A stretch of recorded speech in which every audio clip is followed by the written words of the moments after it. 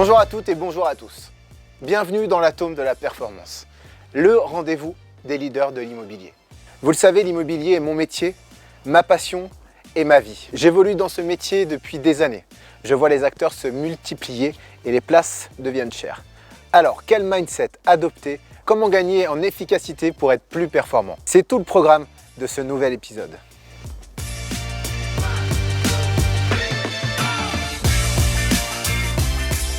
L'inspiration me vient de tout horizon et je reste plus que jamais à l'affût. Être performant ne s'apprend pas que dans l'immobilier. Vous le savez peut-être, le sport est pour moi une passion. Une passion qui m'a permis de vivre des aventures extraordinaires et de rencontrer des personnes authentiques, incroyables, qui m'ont permis de découvrir des capacités et un potentiel que j'ignorais.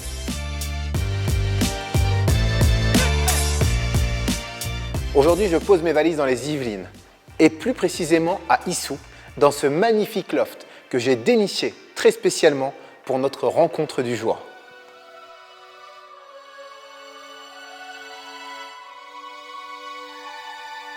Pour être à la hauteur de ce que m'ont apporté mes deux invités, il me fallait bien ça.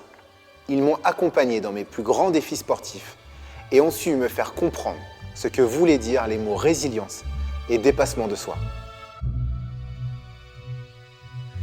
Je les associe automatiquement à la notion de performance. Ça me tenait donc vraiment à cœur de pouvoir vous les présenter aujourd'hui.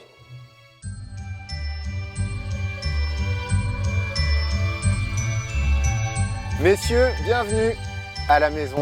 Content de vous voir, ça va mon Gwen? Ça fait super Salut plaisir. Seb. Ça va Jeff? Ça va et toi? Super, je suis très content de vous avoir tous les deux. Ouais, ça fait super plaisir. Et ça fait longtemps en plus. Carrément. Et regardez ce que je vous ai dégoté. Un superbe endroit, mais vraiment particulier. On dirait un restaurant. Non, c'est pas un restaurant, c'est pas un musée. Jeff, je pense que ça va te plaire. C'est de l'habitation un peu particulier. Mais je vais pas vous faire trop attendre, on va tout de suite aller voir ce qui se passe là-dedans. Ça vous va? Allez yo. Allez, on y Let's va. go.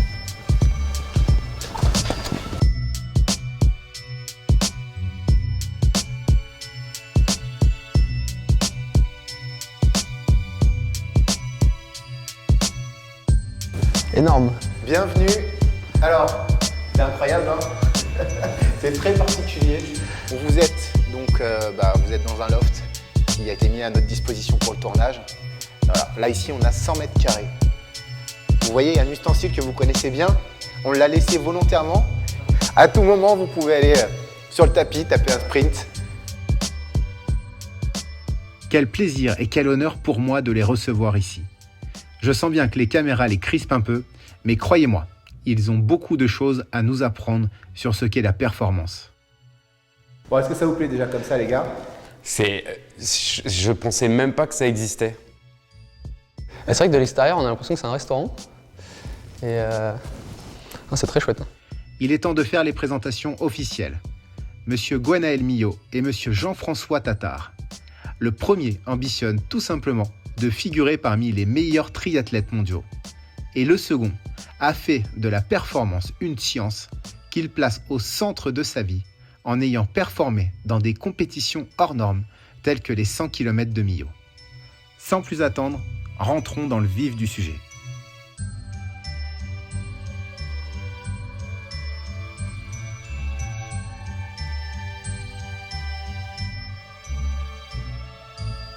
Gwen, Jeff, les gars, merci d'être avec moi, merci d'avoir accepté l'invitation. C'est un vrai plaisir pour moi de vous avoir. Vous êtes ce que moi j'appelle des sportifs de haut niveau. Gwen, tu as été mon entraîneur au triathlon pour me préparer sur les Ironman. Et Jeff, tu m'as coaché aussi sur des événements, sur un Ironman en relais, sur lequel d'ailleurs on avait, grâce à l'équipe et grâce aussi à ton coaching, on avait fait un podium. Et on va tout de suite commencer par une question. C'est pas un piège, mais je vais vous cueillir tout de suite avec une question. Qu'est-ce que représente pour vous le mot performance? Alors c'est un vaste sujet. Déjà j'imagine la performance comme quelque chose de très subjectif. C'est-à-dire que chacun met le curseur là où il a envie qu'il soit.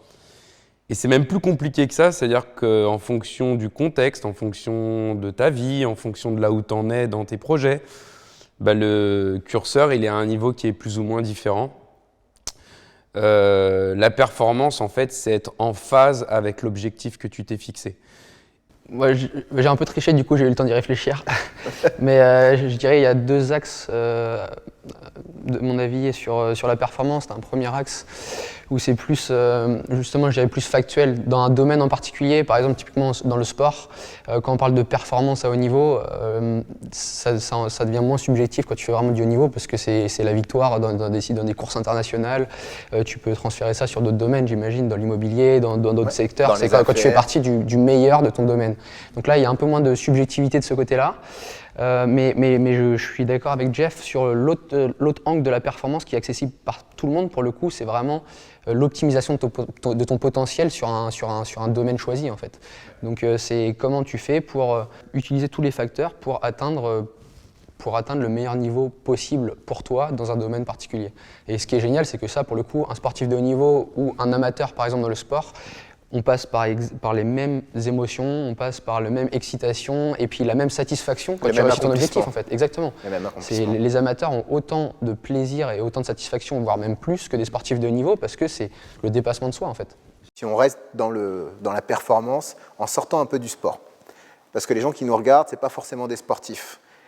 Il y a des professionnels de l'immobilier, il y a des professionnels, il y a des particuliers. Un néophyte qui nous regarde, on va dire un néophyte dans la performance, quelqu'un qui veut emprunter le chemin de la performance, qu'est-ce qu'il doit activer en premier de façon à pouvoir y accéder? C'est quoi les premières barrières à lever?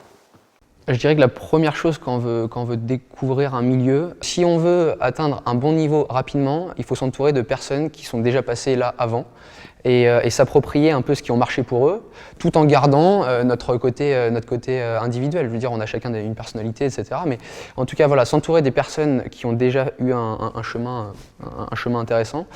Et puis après, se fixer des objectifs, aussi bien intermédiaires que plus à long terme. Alors justement, on a un professionnel de l'immobilier qui nous regarde. Comment on construit une planche d'objectifs?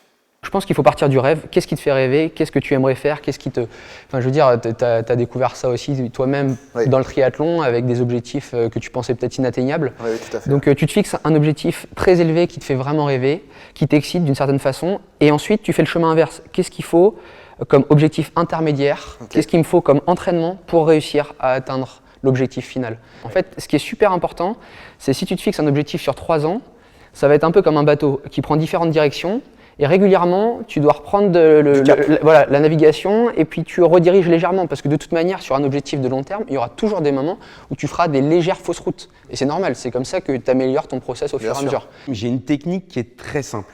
Okay. Je me projette à l'âge de la retraite. Okay. De quoi je serai le plus fier et qu'est-ce que je regrette? Et en fait, à partir de cette réflexion sur ce que je regrette, ça me donne aussi les choses qu'il ne faut pas que je fasse et qu'il ne faut pas que je loupe. Rétro-planning. Rétro-planning. Donc vous êtes projection. Ouais. Et de la projection, je me positionne. Il y a presque une dimension méditative. Là, on se dit, OK, qu'est-ce que j'ai bien fait? Qu'est-ce que j'aurais dû faire et que je n'ai pas fait? Si on refait un point de tout ce qu'on vient de se dire, pour être performant, il faut avoir un objectif. C'est de savoir où on va. C'est le fameux trajet que tu définissais par rapport au bateau. Si on est dans une bonne période, tout va bien, que tout réussit, c'est pas compliqué à ce moment-là de se dire je suis sur la bonne voie, je suis dans la performance. C'est dans les moments où ça va très mal, où ça va plus mal en tout cas, c'est dans ces moments-là où il faut se souvenir de là où on veut aller.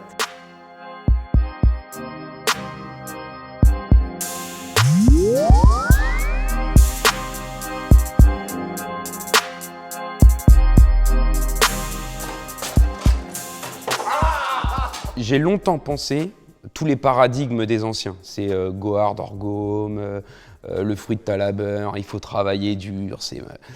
Et en fait, tout ça, on peut les mettre à la poubelle. Il y a un sens au bonheur. Ce n'est pas le succès qui va nous rendre heureux, mais bien l'inverse. C'est-à-dire que si on privilégie la satisfaction, le bonheur, la joie, on le définit comme on veut, il y aura plus de chances qu'on atteigne un succès. Donc la première chose, c'est de kiffer.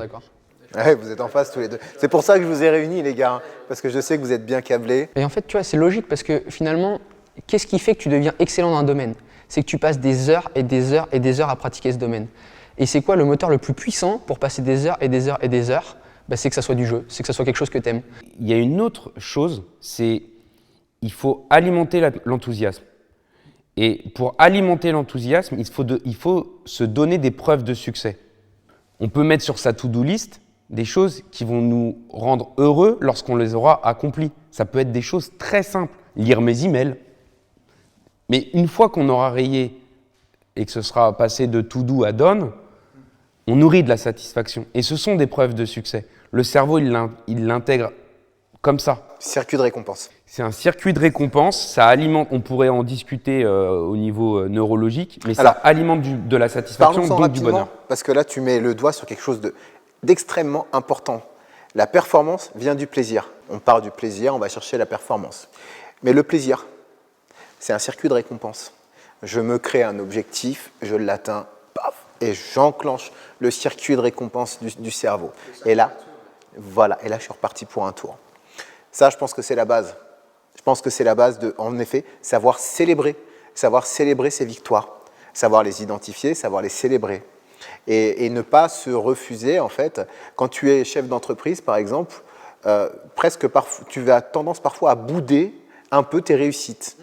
Parce que tu te dis, non, je ne vais pas célébrer cette étape-là, j'en ai encore plein à accomplir. Ça, c'est une grosse erreur, même dans le chemin individuel.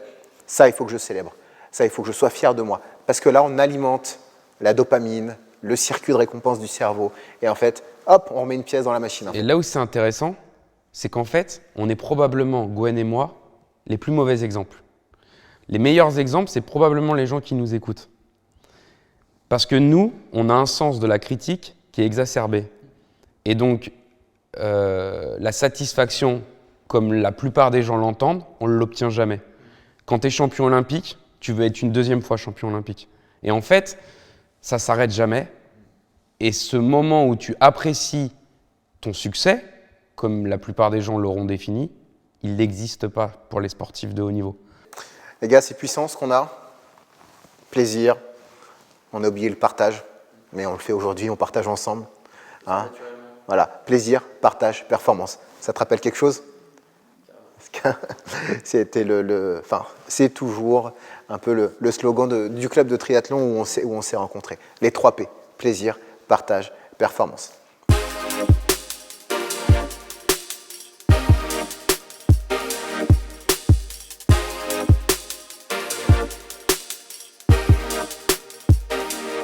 Je vous connais un peu tous les deux. J'ai une petite vidéo à vous montrer. Et vous allez réagir après. Je vous la montre? Allez. Ouais. Derrière chaque histoire de succès, il y a certainement 1000 histoires où des gens ont échoué. J'ai une petite histoire en allant au pôle Nord. J'arrivais tout près du pôle Nord, je lève mes doigts et j'ai décidé de rentrer. C'est un échec total. Mes sponsors sont venus vers moi en disant « Écoute Mike, on n'est pas trop sûr si on va continuer. » Et puis, c'est aussi important de savoir que du moment quand on a ce sentiment qu'on a tout perdu de notre vie, on doit regarder autour de nous et puis on doit réaliser que, en fait, je suis toujours vivant. Et si je suis vivant, je peux réessayer. Moi, je sais que c'est un de mes exemples parce que c'est les mêmes parallèles que dans le sport de haut niveau, à la différence près que nous, on joue notre fierté, notre ego, et lui, c'est sa vie. C'est sa vie.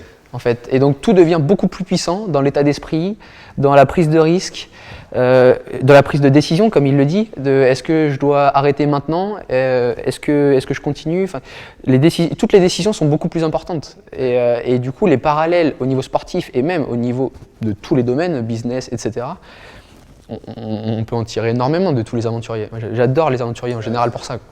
C'est pas une aventure, mais c'est quand même une aventure. J'aurais bien aimé raconter un exemple du quotidien et qui peut... Un jour, je passe un entretien dans un cabinet de recrutement. Donc, j'arrive gare du Nord, je prends mon bus jusqu'au rendez-vous, je passe l'entretien, je finis l'entretien et je suis mitigé. Et en général, c'est pas bon signe. Quand c'est 50-50, en général, c'est que c'est pas bon. Et j'avais réussi à décrypter chez la personne qui était en train de faire passer l'entretien que c'était mitigé aussi. Je reprends le bus, je retourne direction Gare du Nord, et en fait, d'un coup, flashback, je trouve le point de décrochage. J'ai pris le bus dans l'autre sens et je suis allé taper à la porte de la dame pour lui dire « Vous n'étiez pas convaincu, j'ai compris là où ça a décroché, j'aimerais reprendre l'entretien à cet endroit-là. » Et en fait, qu'est-ce que m'a offert cette journée au-delà de l'entretien? C'est qu'elle m'a appris qu'on pouvait toujours recommencer et encore mieux recommencer. Mais combien font ça? Ou combien se l'autorisent? Combien se disent « Mais non, je ne vais pas pouvoir faire, j'ai pas le droit, je ne peux pas retourner ». En fait, je pense que le cerveau, on perd cette candeur qu'on a quand on est enfant. L'enfant, il pose des questions ouvertes parce qu'il veut tout savoir. L'adulte, il pose des questions fermées parce qu'il pense tout savoir. Ça fait une grosse différence. Et en fait, je pense qu'il faut préserver cette candeur qu'on a quand on est enfant. Quand on est adulte, on est binaire. Donc en fait, à cet endroit-là précis, quand on sort de l'entretien, il y a deux options. Soit on a réussi, soit on a raté. Mais l'option on peut recommencer, on l'a complètement occultée. L'enfant, lui, il y aura pensé, hein.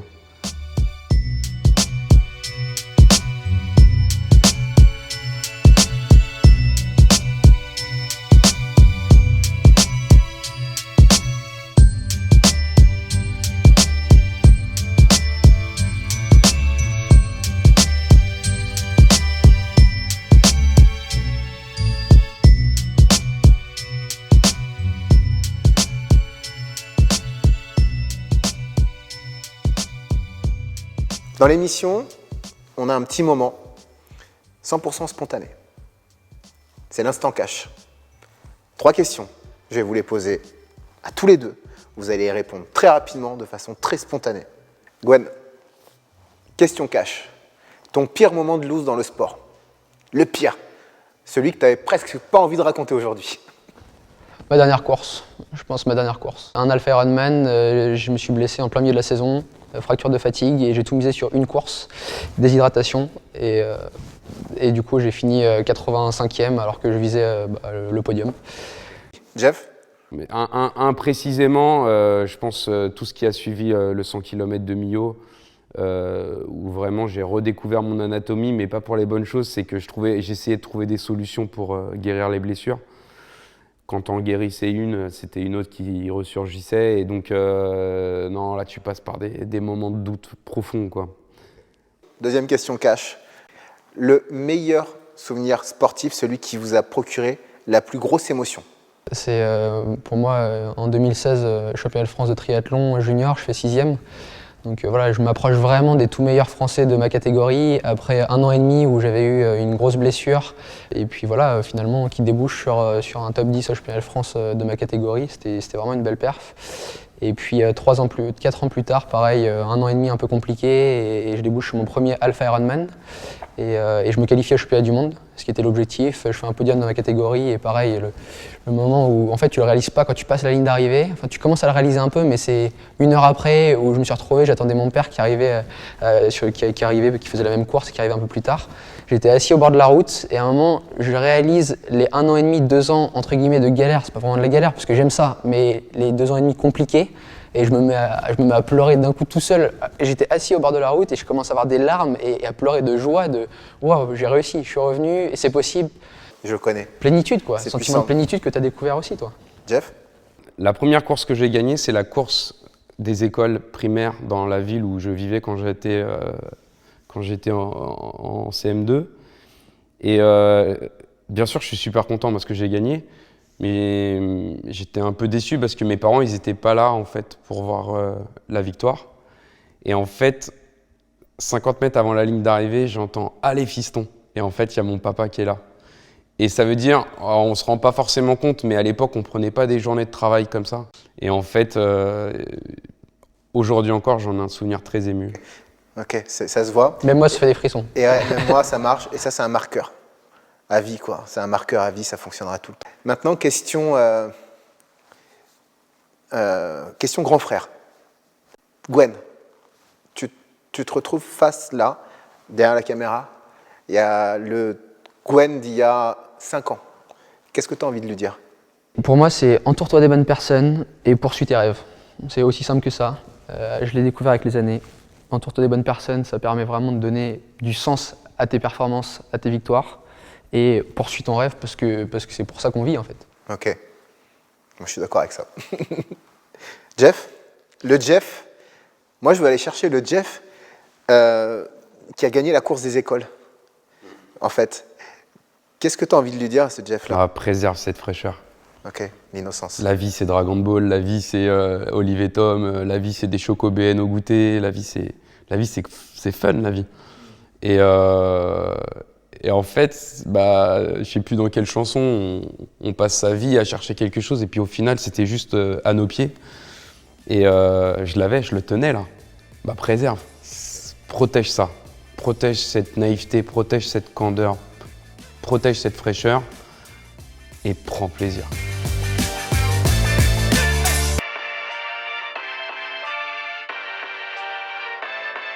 Les gars, merci beaucoup, merci d'être venus, merci du déplacement, merci pour tout ce que vous avez donné. Merci Jeff d'être venu, merci Gwen, les gars, merci. Merci à toi de nous avoir invités. Merci. C'était très bon moment. Voilà, belle rencontre tous les deux, je Très pense qu'il y a sympa. encore On va des poursuivre choses à derrière. vous dire. Alors on a un petit rituel dans l'émission, si vous voulez bien, c'est finir en musique. Ça vous va? Avec plaisir. Ok, c'est pas compliqué, vous allez voir. Pour lancer le morceau, on regarde la caméra et on fait ça. Vous êtes prêts? C'est parti. 1, 2, 3.